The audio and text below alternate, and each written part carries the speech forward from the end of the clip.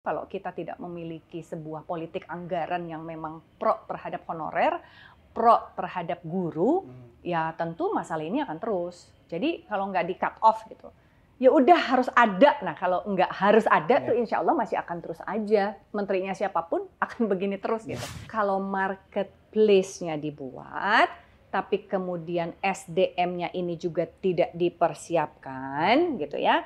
Ini juga bahaya. Kan orang Indonesia mah bukannya biasanya, ini bukan mengeneralisasinya Hampura ya. Kita ini terbiasa disuapin bukan? Betul. Jadi begitu ada yang kesannya ini adalah tanding langsung, tarung head to head, nah kia gitu.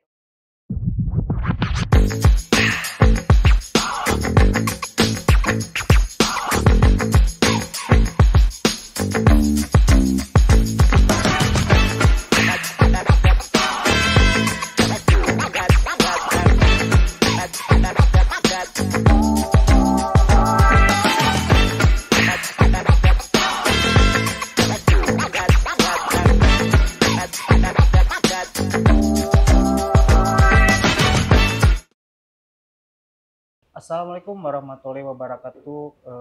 Ketemu lagi di Jabar Express ID di mana program ID Talk. ID Talk itu sebetulnya ada beberapa segmen baik politik, pemerintahan, kebudayaan, sosial, ekonomi ada di ID Talk. Nah, kali ini saya berada di kantor DPW PAN bersama Ketua DPW PAN-nya sendiri, Teh Desi. Hai, Assalamualaikum. Waalaikumsalam. Sehat Teh? Alhamdulillah. Agak beda gitu kalau lihat di kamera sama langsung gitu. Oh, bedanya? Sama-sama. Orangnya pasti sama lah ya. Enggak, ini sama-sama ini lah. Kesibukan hari ini selain di DPR apa gitu? Kesibukan saya yang paling utama tentu sebagai anggota DPR, lalu kemudian karena saya bertugas juga sebagai ketua DPW diamanatkan, tentu ketua DPW ini tugasnya banyak juga ya, ngurusin 27 DPD se-Jawa Barat, 625 kalau tidak salah nih ya, 625 apa 627? 627 kecamatan, juga DPC itu menjadi wilayah kerja kami. Tentu kamu dibantu oleh ketua DPD untuk terus bersilaturahim dengan seluruh masyarakat di Jawa Barat, tentu yang memilih PAN maupun yang tidak memilih PAN itu adalah wilayah kerja kami untuk terus memberikan manfaat di seluruh Jawa Barat. Selain di perpolitikan, kesibukannya apa lagi? Kesibukan lain tentu sebagai anggota DPR ketemu di masyarakat Sukabumi, kan itu dapil pemilihan saya. Daerah pemilihan saya, jadi ya bertemu rutin juga dengan konstituen, baik yang memilih saya maupun yang tidak memilih saya. Lalu kemudian saya masih ya dapat kesempatan ataupun kepercayaan untuk tetap hadir di dunia entertainment.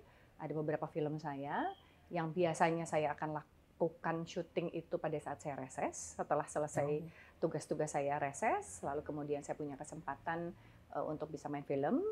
Saya masih juga ada di salah satu program di salah satu TV swasta untuk program anak terkait dengan cerdas cermat anak. Itu wilayah kerja saya juga sebagai anggota DPR di Komisi 10 di dunia pendidikan. Jadi selama seluruh kegiatan di luar DPR itu bisa dikondisikan sesuai dengan jadwal tugas utama saya, insya Allah tetap saya laksanakan. Itu kan politisi iya, akademisi iya, artis iya, penyanyi iya, host iya. Itu cara membagi waktunya gimana tuh dalam kesehariannya itu kan? Kalau pemerintah punya RPJMN, menengah, short list, long list gitu ya, jangka panjang juga gitu. Sama lah, saya juga menentukan ada yang super prioritas, ada yang prioritas, ada yang jangka saka sampurna gitu ya, kalau kata orang Sunda. Yang super prioritas tentu adalah sebagai anggota DPR. Yang prioritasnya tentu sebagai seorang ibu, itu pasti. Yang prioritas lain adalah sebagai seorang entertainer yang membesarkan saya dari usia saya 15 tahun. Terus kemudian yang saka sampurna teh naon atunya? Saka sampurna mah ulin. Hang out sama teman-teman itu saka sampurna. Banyak kan sih di prioritas ya, banyak beberapa hal yang di prioritas, jajaran prioritas itu tadi sebagai seorang ibu, entertainer, saya juga masih kuliah S3 yang belum terselesaikan sampai sekarang, sudah ditelepon-telepon oleh promotor saya. Terus kemudian yang prioritas lain, apalagi ya, taklim itu udah pasti, itu juga prioritas, dimanapun harus taklim untuk menguatkan bahwa kita ini makhluk yang tak berdaya gitu. Jadi kita harus selalu terus belajar ya, ilmu dunia, ilmu akhirat itu harus seimbang, menurut saya itu ada di jajaran prioritas lah. Nusaka Sampurnama Ulin tadi. DPW ya, itu enggak ya, DPW mah barengan sama super prioritas karena itu kan ada kaitannya dengan anggota DPR. Iya. Mengenai perkuliahan di psikologi, ada apa dengan psikologi? Ada apa? Nggak ada apa-apa sih. Sesungguhnya cita-cita saya lagi kecil, saya pengen jadi dokter. Tapi dengan kesibukan saya sebagai seorang artis, tidak memungkinkan saya untuk menjadi mahasiswa kedokteran. Itu pilihan. Oleh karena itu, saya memilih jurusan psikologi adalah jurusan yang masih dekat dengan ilmu kedokteran, yaitu ilmu kejiwaan. Kan kalau jadi dokter bisa jadi psikiater gitu kan. Nah, psikolog itu dekat untuk memahami orang, untuk mengeksplorasi sisi kejiwaan ataupun mental orang. Paling tidak saya dengan ilmu psikologi yang saya punya itu bisa mempelajari diri saya, mengetahui kekurangan diri saya, dan bagaimana menganalisa untuk memperbaiki diri. Gitu. Jadi sebenarnya ada apa dengan psikologi? Psikologi lebih memahami diri kita sendiri. Mengenai ini kan keluarga Teteh tuh PNS. Kok bisa masuk ke politik nggak jadi PNS lagi? Ibu dan ayah saya almarhum tidak mengharuskan anaknya untuk mengikuti jejak orang tua, ataupun tidak mengajarkan, oke gawe kudu boga pensiunnya gitu. Jadi orang tua saya mengizinkan saya untuk menjadi apapun, yang penting sekolah. Karena ilmu dunia itu mengasah pikiran kita untuk menjadi orang yang berpikir secara terstruktur, terbiasa untuk menganalisa, jadi pemikiran kritis kita terbiasa terlatih gitu ya. Jadi sebisa mungkin perjanjiannya adalah S1 minimal gitu. Jadi boleh jadi apa aja. Boleh jadi gitu, apa aja. Nggak harus jadi PNS. Ke politik. Ceritanya gimana tuh Teh bisa langsung ke politik? Cerita ke politik, sesungguhnya saya waktu S1 sudah diajak oleh salah satu partai besar pada saat itu untuk menjadi caleg. Tapi ibu saya tidak mengizinkan karena pada saat itu artis sedang banyak diindikasikan atau dinilai sebagai vote getter. Kata ibu saya, kalau kamu belum punya ilmu, apa yang orang nilai sebagai vote getter itu terwujud. Tapi kalau kamu punya ilmu, insya Allah walaupun orang bicara kamu sebagai vote getter, kamu punya senjata untuk kamu perjuangkan dan manfaatkan di dalam dunia politik. Jadi pada saat S1 saya menolak. Pada saat S2 yang pertama waktu itu, di Universitas Negeri, kemudian ditawari lagi, terus ibu saya bilang belum saatnya, ilmu kamu masih belum cukup waktu itu. Kemudian S2 yang kedua ditawari lagi waktu itu di PAN oleh Pak Sutrisno Bahir pada saat itu sebagai ketua umum. Lalu kemudian ibu saya bilang belum, sekolah kamu belum selesai yang kedua. Pada saat di era ketua umumnya Pak Hatta Rajasala, di usia saya udah umur 40 tahun, S2 yang kedua saya sebagai profesi psikolog sudah selesai, putri saya sudah besar di umur ya udah SMP lah, saya tuh kelas 2 lah kalau tidak salah ya. Ibu saya bilang inilah saatnya kamu bisa memanfaatkan ilmu kamu dan kamu sudah siap secara mental. Jadi pertimbangan itulah yang kemudian membuat saya yakin tidak hanya secara popularitas saja, saya sebagai artis bisa saya manfaatkan untuk bersilaturahim dengan masyarakat sehingga masyarakat yakin, dan saya juga sudah memiliki ilmu yang cukup mumpuni. Usia saya secara mental maupun secara usia kronologis kalender gitu, 40 tahun itu adalah usia yang cukup matang untuk bisa memanfaatkan ilmu dan siap secara mental untuk bisa bertarung di dunia politik menurut saya. Jadi yang mengenalkan saya dengan Pak Hatta, saya sudah kenal beliau juga, tapi memperkenalkan secara lebih intensif itu adalah Pak Adi Aksa-Daud. Untuk kemudian bilang kayaknya rumah mana nih, waktu itu juga ada 3 partai yang menawarkan saya di usia saya yang 40 itu.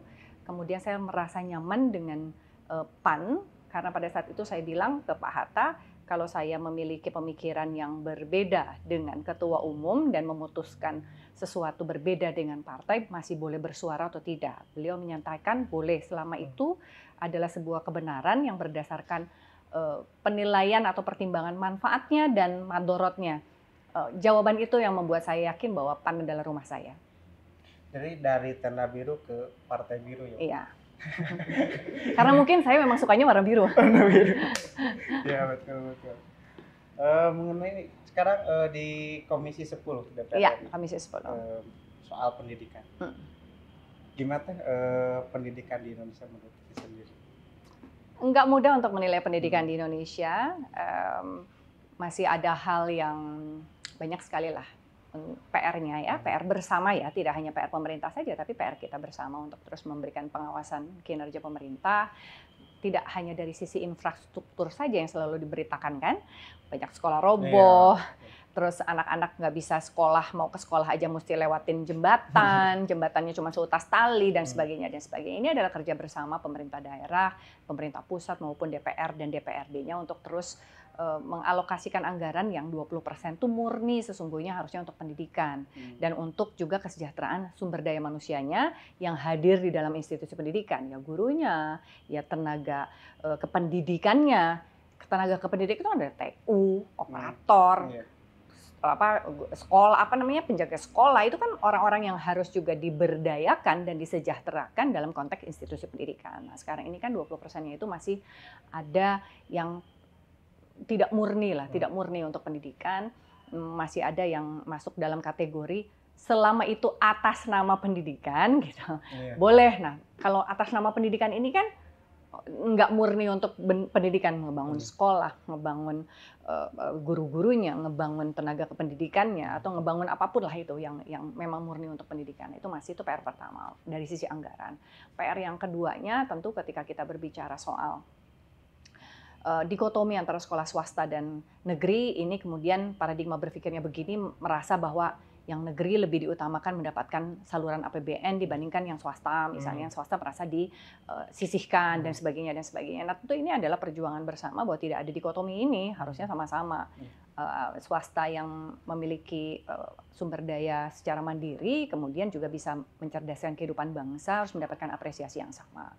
Lalu kemudian hal yang lain adalah berbicara soal guru honorer, panjang pisan kan ya, itu PR banget sampai sekarang ya belum selesai-selesai. Nah tentu kalau kita tidak memiliki sebuah politik anggaran yang memang pro terhadap honorer, pro terhadap guru, ya tentu masalah ini akan terus. Jadi kalau nggak di cut off gitu, ya udah harus ada. Nah kalau nggak harus ada tuh insya Allah masih akan terus aja. Menterinya siapapun akan begini terus gitu. Nah inilah political will bersama dari kita DPR maupun dengan pemerintah untuk betul-betul mengalokasikan secara berkelanjutan pengadaan guru, sertifikasi guru untuk meningkatkan kompetensinya, untuk mencerdaskan anak bangsa, dan sekaligus dengan kesejahteraannya yang berkelanjutan juga. Nggak ganti presiden, ganti kebijakan, terus kemudian nggak jelas lagi, dan mereka harus kemudian mengaspirasikan lagi, menyampaikan lagi aspirasinya, berjuang lagi, nggak kayak begitu gitu. Harus sama juga dengan PNS-PNS yang lain, atau dengan ASN lah, disebutnya ASN kan gitu. Kalau sekarang ini yang honorer maupun yang P3K honorer katanya begitu mau dibilang dihilangkan rame. Atuhnya terjadi honorer satu P3K dikumahakeun gitu. P3K ini nanti ketika udah selesai kontraknya nanti gimana kan ditanyain lagi gitu. Nah ini betul-betul harus dibuat sistem yang baku yang berkelanjutan sehingga permasalahan ini tidak akan berulang di kepemimpinan presiden ataupun kepemimpinan menteri yang berbeda. Mengenai guru yang sedang rame nih, marketplace guru. Itu gimana sih pandangannya? Kesannya jadi liberal banget gitu ya. Kalau kita berpikir secara positif, sesungguhnya dengan adanya marketplace ini bahasa Inggris pisannya, marketplace ini membuat kita terpacu dan termotivasi untuk terus meningkatkan diri sehingga nilai diri kita menjadi terus ada di atas. Kan gitu positifnya. Tapi tentu kalau marketplace-nya dibuat, tapi kemudian SDM-nya ini juga tidak dipersiapkan gitu ya, ini juga bahaya. Kan orang Indonesia mah bukannya biasanya, ini bukan mengeneralisasinya Hampura ya. kita ini terbiasa disuapin, bukan? Betul. Jadi begitu ada yang kesannya ini adalah tanding langsung, tarung head to head, nah kia gitu. Karena tradisi budaya bangsa Indonesia itu kan kekeluargaan, bergotong royong, kebersamaan, kolaborasi. Jadi ketika ditarung, kesana marketplace ini kan tarung. Kesannya tuh jadi, tambah lain orang gitu. Nah, oleh karena itu, marketplace yang seperti apa sih yang tetap dekat dengan citra diri bangsa Indonesia ini juga harus diwujudkannya yang ke situ gitu. Karena kan kalau berbeda sekali dengan karakter budaya bangsa kita juga menjadi sesuatu hal yang dialergikan. Tapi positifnya tadi yang saya bilang, ya berarti kita sebagai orang-orang yang akan hadir di marketplace tersebut tentu harus mempersiapkan diri lah. Kembali lagi menurut saya entah itu P3K juga tetap harus mempersiapkan diri. Berbicara soal sertifikasi, ya kita harus menganalisa diri kita sendiri gitu. Jadi kalau kita melihat ke arah positifnya, kita sama-sama harus melihat ke arah positifnya. Apapun sistemnya, ketika kita siap secara pribadi, kita siap kok dalam semua keadaan untuk beradaptasi. Jadi kita ambil sisi positifnya saja. Apa yang harus diwujudkan? Kesiapan sumber daya manusia. Gimana? Siapa yang harus siapkan? Ya diri kita sendiri dengan ilmu. Selama kita punya ilmu di dunia maupun di akhirat, selamat kok. Iya, betul. Yang nggak siap kan yang nanggung. Orang-orang yang tidak siap untuk beradaptasi adalah orang-orang yang tidak siap dengan ilmu menurut saya. Menurut saya ya. Jadi mari saya akan mengajak siapapun yang di luar sana, kita berdayakan diri kita dengan ilmu. Atau dia tebuka duit. Berarti kan PR-nya bersama. PR bersama sekali lagi. PR bersama adalah mempersiapkan lapangan kerja, mempersiapkan lapangan pendidikan yang seluas-luasnya untuk kemudian dimudahkan aksesibilitasnya untuk semua orang. Dalam konteks negara berkewajiban untuk mencerdaskan anak bangsa. Sehingga anak bangsanya memiliki ilmu, gitu kan. Ya, kan PR-nya bersama nih. Nggak ada yang bisa disalahin yang mana telur, yang mana ayam. Nu kudu duluan, mana nu kudu dibangun, kudu babarengan. Nya jelemana mau ketika dibuka akses, dimudahkan. Sekolah kan sekarang juga program pemerintah punya program Indonesia Pintar misalnya. Ya harus siap. Contoh, saya punya KIP kuliah. Ketika sudah ada KIP kuliah, yang entah itu S1 maupun nanti ada yang juga jalur untuk S2 misalnya. Ini kan konteksnya mencerdaskan ya, ini pendidikan nih. Tapi ketika mau dibuka untuk S2, jatuhnya di mana? Jatuhnya di tes bahasa Inggris. Jadi yang siap siapa? Telur apa ayam gitu loh. Kita nggak boleh nyiapin. Artinya ketika kita menuntut, katakanlah ya menuntut orang-orang di luar sana, entah ini anggota DPR yang dituntut, entah ini masyarakat, komunitas misalnya, entah ini pemerintah, entah itu pemerintah daerah, pemerintah kabupaten provinsi. Hayo atuh kan ieu kan gratis kan atuh sekolah misalnya. S2 orangnya hayang jadi S2 kan mengarah jadi guru nanti hebat gitu. Tapi kita sendiri tidak siap untuk mempelajari bahasa lain yang menjadikan kualifikasi ataupun persyaratan. Jadi nu salah kan gitu. Nah, jadi pelajaran pentingnya apapun sistem yang dibentuk oleh pemerintah sekarang, kita lihat sisi positifnya. Apapun kemudian yang harus kita jalani dan beradaptasi, yang terpenting adalah kita mengintrospeksi diri. Apa yang sudah saya lakukan untuk diri saya sehingga saya bisa beradaptasi. Apa yang sudah saya bisa manfaatkan dari sistem yang dibentuk oleh pemerintah saat ini sehingga saya bisa menjadi orang yang beradaptasi. Menurut saya itu yang paling penting, Dan kontinuitas antara pendidikan yang hadir di institusi pendidikan dengan pendidikan yang ada di rumah ini juga harus jalan. Sehingga konteks revolusi mental terbentuk, pembentukan karakter anak bangsa yang Pancasila, beriman dan bertakwa kepada Allah Subhanahu wa taala sejalan gitu. Jangan sampai kebijakan yang ada di institusi pendidikan tidak sejalan juga dengan hal-hal yang terjadi di rumah. Banyak kan pilihan sekarang institusi pendidikan mau lewat jalur pesantren, mau lewat jalur institusi agama kan masing-masing agama yang disahkan ataupun diakui di Indonesia kan pasti memiliki institusi pendidikan yang berbeda. Yang manfaatkan itu semua. Menurut saya gitu. Kita udah dua periode kan di DPR. Rencana mau nyalon lagi kan di DPR itu? Insya Allah, karena saya wajib mempertahankan kursi PAN di dapil saya, Jabar 4. Apakah ada pekerjaan yang belum selesai di DPR atau gimana sehingga nyalon lagi di DPR itu?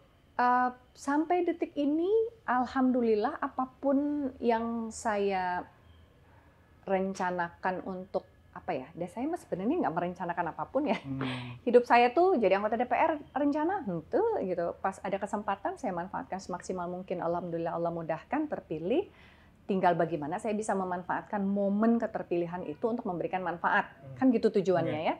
Memanfaatkannya apa? Memanfaatkan ilmu saya dimanfaatkan, gesakola teh naon atuh diasupkeun anak, berarti kebijakan-kebijakan legislasi harus menyentuh sisi psikologis misalnya dalam semua hal. Alhamdulillah di periode pertama saya ikut serta di dalam membahas dan mengesahkan undang-undang penyandang disabilitas di periode pertama 2014 sampai 2019, lalu kemudian saya ikut juga membahas dan mengesahkan undang-undang pekerja sosial yang saat ini bekerja sama dengan Kemensos untuk kemudian membantu dan mendampingi masyarakat terkait dengan permasalahan dan kesejahteraan sosial. Lalu kemudian saya waktu itu terpilih, itu ditugaskan ya, untuk menjadi ketua Pansus Undang-Undang Merek dan Indikasi Geografis, yang mana ini terkait dengan merek-merek yang suka banyak ya, nu hiji nyaplok merek naon. Nah itulah mengatur agar lebih jelas perlindungan hukumnya kepada mereka yang memiliki merek dagang terutama,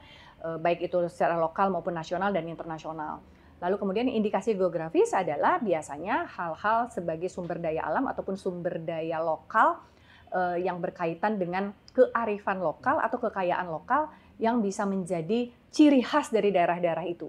Entah itu mau hasil perkebunan, mau hasil kriya, hasil apapun lah ya, itu bisa didaftarkan sebagai hak kekayaan intelektual ataupun hak paten dan sebagainya, kan punya undang-undangnya sendiri, kemudian didaftarkan ke Kemkumham untuk kemudian itu menjadi ini punya saya, bukan punya orang gitu, supaya memacu orang lain untuk tidak menjiplak dalam tanda petik, tapi untuk menciptakan sesuatu yang baru dan berinovasi dengan hasil karyanya. Jadi bagus juga kan mendorong orang untuk menjadi lebih kreatif, mencipta.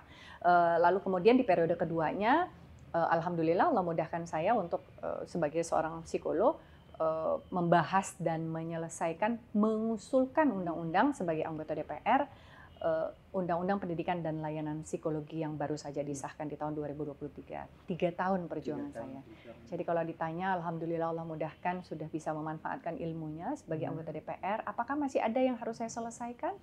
Selama Allah berikan kepercayaan, kita masih bisa diberikan ruang untuk memberikan manfaat, memanfaatkan ilmu, kenapa tidak? Untuk dari sosok perempuan, dengar nggak suara-suara aspirasi dari masyarakat untuk menggaungkan suaranya di DPR?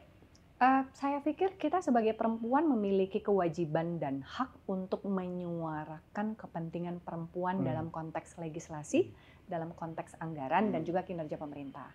Jadi karena dominasinya masih laki-laki yang menjadi anggota DPR dari 575 itu, perempuannya hanya kurang lebih sekitar berapa ya perempuan, jangan-jangan cuma 18 orang gitu ya. 18% malah. Cuma 18% perempuan, nggak nyampe 30% kuota perempuan. Tentu ya kita yang terpilih ini wajib menyuarakan kepentingan-kepentingan perempuan. Entah itu aksesibilitas dalam konteks pendidikan, dalam konteks kesehatan, dalam konteks perekonomian. Contoh misalnya, ketika perempuan kita mau berbicara soal meningkatkan perempuan di bidang ekonomi, ekonomi rumahan gitu ya. Mikro kan ya ini ya, usaha rumahan, dagang, bisa nyieun sambel gitu nya, sambel naon nyasa sambelan pon si ibu eta mah enak nyieun sambel nate gitu. Efeknya dia pengen membuat itu, memproduksinya menjadi dalam skala yang lebih besar lagi. Kemudian dia pengen punya merek sendiri, punya sertifikasi halal, kemudian punya pabrik kecil-kecilan di rumah, punya CV lah atau apapun nama istilah perusahaannya dia gitu, perusahaan kecilnya ini. Lalu kemudian ada beberapa persyaratan yang tidak memungkinkan perempuan untuk bisa hadir di sana gitu. Misalnya kudu boga mau mengakses permodalan dari bank misalnya, pasti harus ada slip gaji atau akhirnya slip gaji suami yang dipakai gitu. Ya kalau kayak saya yang sendiri, terus saya mau cari slip siapa? Selip-selipan ntarnya, yang lain nggak punya slip gaji suami gitu kan. Nah hal-hal yang seperti inilah yang harus kita suarakan. Bahwa perempuan bisa berdaya secara ekonomi walaupun itu tidak menjadi sebagai pencari nafkah utama, tapi pencari nafkah tambahan misalnya. Ini kan konteks keluarga yang memiliki suami ya. ya mau gimana nih supaya dia lancar gitu, betul-betul perekonomian kerakyatannya bisa menunjang perekonomian nasional misalnya. Nah ini juga harus dipikirkan oleh kita perempuan, karena yang tahu kan perempuan. Misalnya ibu dan anak gitu ya yang melahirkan supaya rendah, posyandunya gimana sih kegiatannya gitu misalnya. Ini kan konteksnya di Komisi 9 dengan Komisi Kesehatan. Lalu kemudian aksesibilitas perempuan untuk pendidikan. Biasanya kalau di daerah-daerah yang terjauh 3T disebutnya ya, terluar, terjauh, terpencil itu biasanya ketika ada 2 anak, misalnya laki-laki dan perempuan, disekolahkan duluan kalau orang tuanya pas-pasan apa? Pasti laki-laki. Karena paradigma berpikirnya adalah laki-laki akan bawa anak orang, dan perempuan mah dibawa kubatur. Jadi itu sekolah lagi itu kurang naon. Padahal perempuan, kalau dalam konteks Islam, perempuan itu adalah madrasahnya katanya anak-anaknya. Bagaimana perempuan mau cerdas mendidik anak-anaknya ketika perempuan tidak sekolah? Nah, oleh karena itu aksesibilitas ini kemudian harus dimudahkan melalui jalur-jalur kemudahan-kemudahan program-program pemerintah, seperti salah satunya adalah program Indonesia Pintar tadi, agar orang tuanya mikirin soal yang laki-laki misalnya untuk bayar, tapi yang perempuannya bisa masuk program Indonesia Pintar. Yang kuotanya tadi sedikit, sekarang harus menjadi lebih banyak. Kurang lebih seperti itulah apa yang harus disuarakan oleh perempuan. Mengenai di Jabar sendiri, nanti di DPRD Provinsi Jawa Barat, fraksi PAN itu ada 7. Ya. Target untuk 2024 itu berapa posisi? 12. Sesuai nomor. Sesuai nomor 12. Strateginya gimana? Strategi gimana hari ini kita sedang memverifikasi semua potensi-potensi kemenangan PAN di 5 dapil tambahan. Semoga Allah mudahkan. Tentu selain memverifikasi bacalek-bacalegnya, kita juga memverifikasi apa yang terjadi di lapangan melalui panda-panda, yaitu panitia daerah lah ya. Untuk kemudian siapa yang kita bisa silaturahim secara langsung, biasanya saya akan keliling ke dapil-dapil tersebut untuk bertemu dengan tokoh-tokoh masyarakatnya atau dengan bacalegnya langsung, dengan masyarakat di mana bacaleg itu akan maju karena dia pasti punya daerah-daerah jajahan gitu kan, yang harus saya silaturahim, yaitu salah satunya adalah silaturahim secara langsung strateginya. Ikhtiar data itu penting, ikhtiar bersilaturahim dengan semua orang yang terlibat di dalam demokrasi penting untuk penguatan dan pengamanan suara. Bukan minta sama orangnya ya, tapi kan silaturahim itu penting. Terus kemudian yang terpenting juga tentu menurut saya doa. Itu yang paling penting. Mengetuk pintu langit. Karena yang memiliki semua di dunia ini ya Allah Subhanahu wa taala. Mengenai ini kan tadi sih masuk dalam radar Pilgub nih. Mau rencana gimana? Prioritas saya, super prioritas saya adalah mempertahankan kursi DPR RI di Dapil Jabar 4. Kalau itu prioritasnya DPP menurut saya. Jadi keputusan untuk menugaskan saya sebagai entah itu Cagup ataupun Cawagup itu adalah keputusannya ketum, keputusan DPP. Tapi kalau DPR RI kan ranah keputusannya saya gitu ya, masih mau mempertahankan di situ atau saya mau pindah dapil dan sebagainya, itu lebih ke ranah saya dan saya rekomendasikan kepada ketum. Alhamdulillah dapat izin untuk tetap di dapil yang sama oleh ketum. Jadi saya belum berpikir, saya pribadi terus terang belum berpikir untuk kemudian bisa habis ini kayaknya saya mau ke sini deh gitu, mau ke eksekutif. Itu terus terang saya belum mikir. Tugas saya masih banyak. Saya tugas sebagai ketua DPW aja sampai tahun 2025. Berhasil atau tidak, wallahi terserah Allah tuh. Saya nggak tahu, semoga Allah mudahkan untuk menciptakan kursi 5. Itu prioritas saya tuh itu. DPR RI, 12 kursi, DPW, DPRD provinsi, lalu kemudian kalau yang ya menukat dulu merenannya Cagup Cawagup mah kumang kewe, apa nama ieu lawe nu kadua gitu. Tapi kalau misalkan dikasih tiket siap nggak? Menurut saya tiket itu datanya adalah 2 tahapan ini. Kalau saya bisa mempertahankan kursi dan kemudian bisa 12 kursi, itu adalah salah satu tiket saya untuk bisa dapat rekomendasi ataupun penugasan dari ketum untuk maju di pilkada. Nah mungkin itu aja. Oke, hatur nuhun. Paling itu aja yang kita diskusikan ya Teh. Mudah-mudahan bisa bermanfaat untuk warga Jabar. Amin. Terlebih Teh Desim itu jadwalnya sangat sibuk sekali, jadi semoga terus diberikan kelancaran dan kesehatan. Amin, amin. Terus bisa menjalankan tugas-tugasnya dan dengan sehat gitu. Amin, amin. Hatur nuhun, sadayana. Yang saya sampaikan, saya Erwin. Saya Desi Ratasari. Assalamualaikum warahmatullahi wabarakatuh. Waalaikumsalam warahmatullahi wabarakatuh.